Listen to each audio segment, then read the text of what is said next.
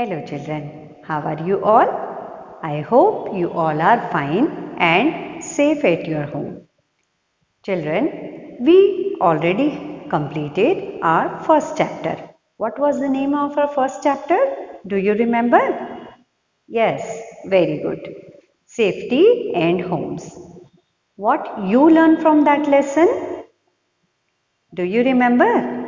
Yes, we should follow all the safety rules at the school, at the playground, at home, and everywhere. We have to follow the safety rule. Then we learnt about the first aid. What is the first aid? Yes, first aid, it means the first help given to an injured person first. This is called the first aid. Very good. In this lesson, we already learned and understand how we can take care of an injured person. We learned about a good house. What is a good house? It should be airy, well lit, and all the types we already learned. Now, today we are going to start our new chapter, chapter 2. What is the name of our new chapter? Water and weather. Water, we know what is the water. Water is a liquid form of ice. Ice, water and water vapor. We will read one by one all the things. What is the weather? Weather, it means sun, wind, clouds and rain affect the weather. We can say season also. Now, in your book, take out page number 169. The first point is written water cycle. What is the meaning of water cycle? We can understand cycle, but water cycle. Do you know where we get water from? Yes, very good. We get water from the rain, but who pour the water in the clouds? No. Okay, we will start all the points here with the picture. Tell me, what is this? Very good. This is sun. This is the sun. And we can say this is the river. What is this? This is the river. Then I am making two clouds here. One is with tiny drops and one with the heavy drops. Now look here. I will explain what is the water cycle. First,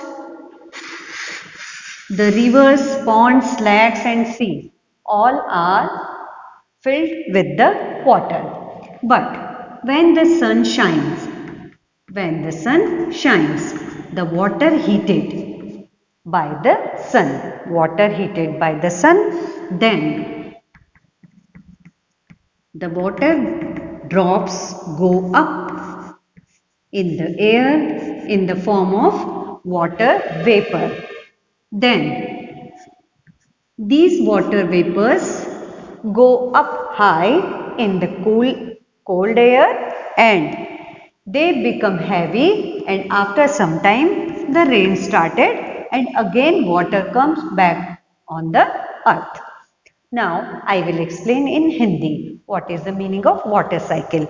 water cycle का क्या मतलब है कि पानी का पहिया कैसे गोल round लगाकर वापस अपनी जगह पर आता है. देखिए, ये क्या है? सन है, सूरज है.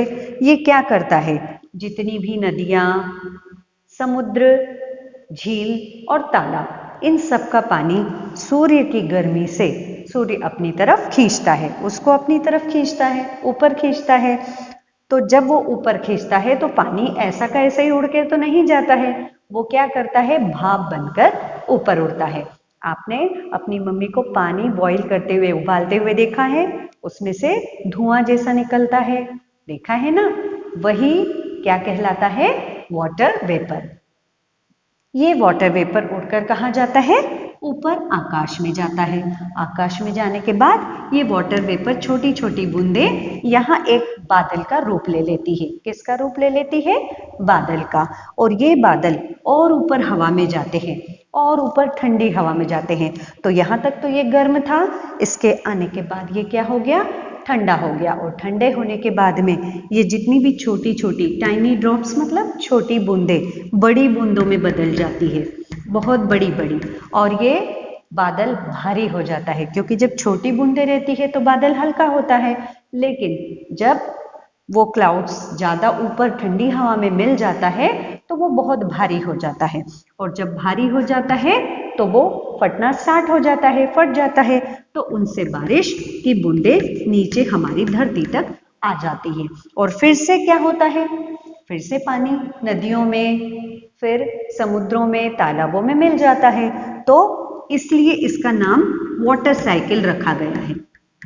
अब देखिए, पानी यहाँ था, यहाँ से ऊपर गया, सूरज ने इसको यहाँ से ऊपर किया, ऊपर से फिर बादल बना, बादल से फिर यहाँ आया, यहाँ से और बादल ज्यादा घने और काले हुए और उसमें से बारिश आई और वापस से नदियां भर गई। इसका मतलब है water cycle. I hope you understand. Now we will start one point in our book. All the seasons are depend on sun, clouds, then rain and wind. These four affect our lives also. Weather affect our lives also. What we wear in winter, what we wear in rainy season, what we wear in the summer season. All the habit of wearing the clothes, all the habit of eating the food, all the things are depend on the weather only. So, let's see one Hindi video and understand this whole lesson and with the reading video also. Let's see. आपने अपने घर पर अपनी mummy को पानी उबालते हुए तो जरूर से देखा होगा। जब हम पानी को उबालते हैं तो क्या बाहर आता है? स्टीम यानी कि भाप। स्टीम को हम वाटर वेपर कहते हैं, यानी पानी की भाप या वाष्प। और अगर हम उस उबलते हुए पानी के बर्तन के ऊपर एक ढक्कन रख दे और फिर उस ढक्कन को थोड़ी देर बाद हटाए तो क्या दिखाई देता है? हमें उस ढक्कन पर पानी की बूंदें दिखाई देगी, यानी भाप वापस से पानी की छोटी छोटी बूंदों में बदल गई है। क्या आपने सोचा है, जब आप फ्रिज में पानी भर के रख देते हो फ्रीजर में, तो वो कुछ देर के बाद बर्फ में कैसे बदल जाता है? और थोड़ी देर के लिए अगर हम बर्फ को यानी आइस को बाहर रखते हैं फ्रिज के बाहर, तो वह पिघल जाती है और फिर से पानी में बदल जाती है ना? तो पानी के अलग अलग फॉर्म्स यानी रूप है। एक है आइस यानी कि बर्फ, एक तो पानी जो कि द्रव के रूप में है, और एक है वाटर वेपर यानी कि वाष्प यानी भाप यानी जल चक्र। आप तो जानते ही होंगे कि वर्षा से आने वाला पानी यानी बारिश का पानी सभी पानी के स्रोत जैसे कि नदी, तालाब, झील में भर जाता है। पर क्या आपने सोचा है बारिश यानी वर्षा कैसे होती है? कौन कराता है वर्षा? चलिए देखते हैं। नदी झीलों में रहने वाला पानी सूरज के कारण गर्म हो जाता है और गर्म होकर वह पानी वाटर वेपर यानी वाष्प में बदल जाता है और फिर वह वाष्प यानी वाटर वेपर गर्म होने के कारण ऊपर उठने लगती है और वह बहुत ऊपर जाने के बाद वह ठंडी होने लगती है और छोटी छोटी पानी की बूंदें यानी वाटर ड्रॉपलेट्स में बदल जाती है। और यह खूब सारी वाटर ड्रॉपलेट्स यानी पानी की बूंदें मिलकर एक बादल बन जाता है, जो आपने देखे होगे ना, काले काले बादल बरसात के सीज़न में, यानी वो बादल में बदल जाता है। और बादल के अंदर वो छोटी छोटी बूंदें बन के बड़ी बूंदें बन जाती है, और फिर वह बड़ी बूंदें बहुत भारी हो जाती है और बादल उन्हें रोक नहीं पाता, और फिर वह बूंदें नीचे गिरती है जमीन पर वर्षा के रूप में, यानी बारिश के रूप में। और फिर वह पानी वापस से झीलों और नदियों में भर जाता है, और फिर से सूरज नदियों के अंदर के पानी को गर्म कर देता है। फिर से वह पानी वाटर वेपर यानी वाष्प में बदलकर ऊपर उठने लगता है। ऊपर जाके वो ठंडा हो जाता है और बादल में बदल जाता है, और फिर बादल में पानी भारी होकर फिर से वर्षा के रूप में नीचे गिरने लग जाता है, और यह चक्र यानी साइकिल चलते रहती है। इसे वाटर साइकिल कहते हैं, यानी जल चक्र। कभी कभी जब आप स्कूल जाते हैं तब बाहर बारिश होती रहती है, लेकिन आपके स्कूल से लौटते समय बाहर धूप खिल रही होती है। और कई बार तो हम पिकनिक का प्रोग्राम बनाते हैं और बारिश आ जाती है और हमें अपना प्रोग्राम कैंसल करना पड़ता है। किसी जगह के हर दिन के हालात में आने वाले इस तरह के बदलाव को मौसम कहते हैं। यह सब पृथ्वी को सूर्य से मिलने वाली धूप की मात्रा पर निर्भर करता है। चलिए अलग अलग मौसम के बारे में जानते हैं।